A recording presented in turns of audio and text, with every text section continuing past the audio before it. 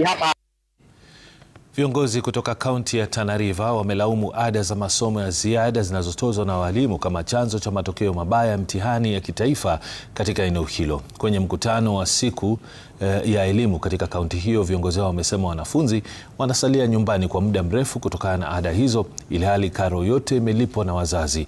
Viongozi hao walifikia kufanya elimu ya shule ya msingi na sekondari kuwa bure pindi ripoti ya idadi ya wanafunzi katika maeneo bunge yote 3 itakapotolewa. Watu wako wengi saa hii hawako shule because of religion. As we are talking, wengine wanasoma kule. Ukimuuliza nakwambia sio school fees. School fees mheshimiwa umemaliza kila kitu, lakini tumefukuzwa kwa sababu ya religion. Na mtoto anaweza kukaa hivi 1 month because of religion. Na tukipata mahali kama hapa hatuwezi.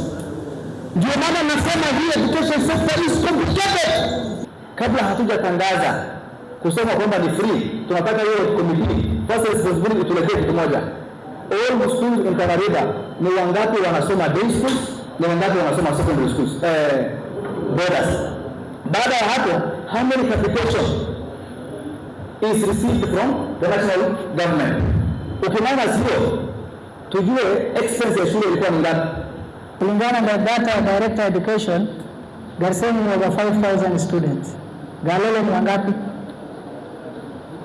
Bura ni ngapi? Ukichanganya hata hatufiki 14,000. Huko kwa Ndindi Moro watu wanafunzi ni 12,000. Wale wa secondary. Sasa ni nini shida gani iko hapa? Mwanamume mmoja